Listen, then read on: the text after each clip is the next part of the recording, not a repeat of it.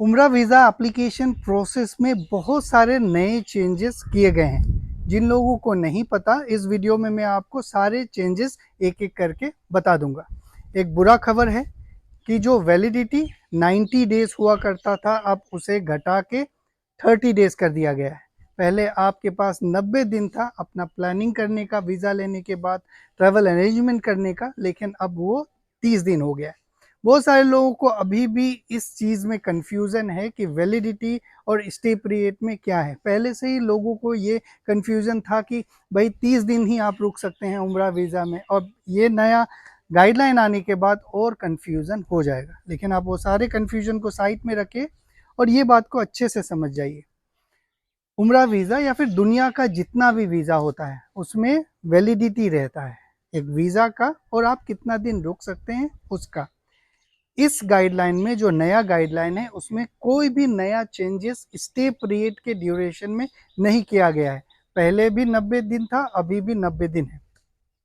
Validity, जो कि validity होता है वीज़ा का जिस दिन से वो इशू हुआ, आज अगर इशू हुआ तो आप पहले 90 दिन के अंदर ट्रैवल कर सकते थे, लेकिन अब उसे घटा के 30 दिन कर दिया है। मतलब 1 अक्टूबर को अगर आपका वीज़ा इशू होगा तो आपको 30 अक्टूबर से पहले पहले ही सऊदी में इंटर कर जाना है।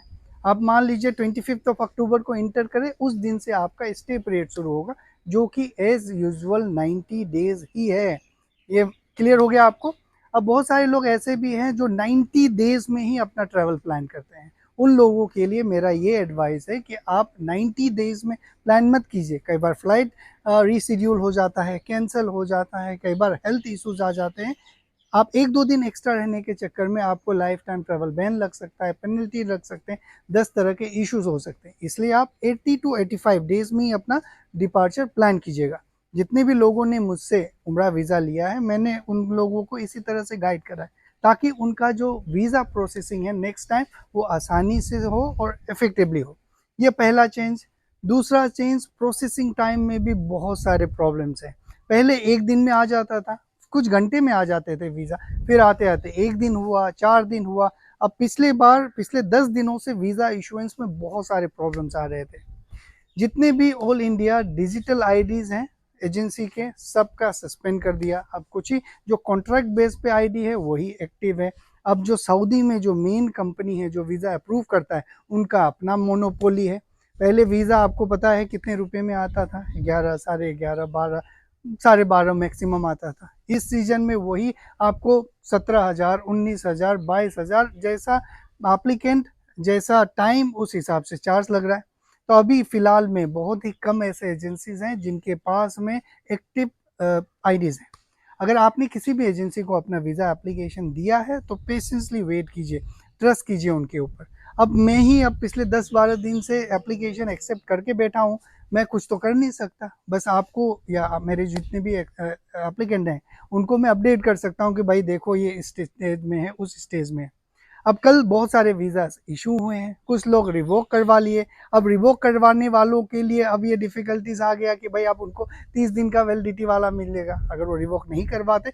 इस तरह के बहुत सारे इश्यूज़ रहते हैं। तो अपना सब कुछ स्टेप बाय स्टेप प्लान कीजिए। वीज़ा एप्लीकेशन प्रोसेस करने से पहले गाइडलाइन को जान लीजिए। ये चीज़ क्लेरिफ़ाई कर लीजिए कि भाई मैंने अपना टिकट इस दिन का प्लान किया है, क्या वीज़ा 100% श्योर है आ जाएगा? आ जाएगा तभी आप डॉक्यूमेंट दीजिएगा। फिलहाल 2 चीज़ें आपको ध्यान में रखने हैं। एक, वीज़ा प्रोसेसिंग टाइम 10 से 15 दिन मान के चलिए आप। वीज़ा फ़ीस मैक्सिमम अभी आप अपना बजट प्लान करके चलिए कि वो भी बहुत एक्सेलरेट होगा। तीसरा, 90 दिन की जगह वो 30 दिन हो गया है।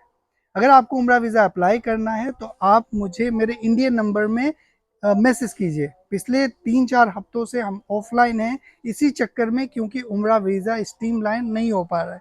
जैसे ही वो स्ट्रीमलाइन होगा हम ऑनलाइन होंगे और आपके एप्लीकेशंस सारे एक्सेप्ट करेंगे with new guidelines. Thank you very much.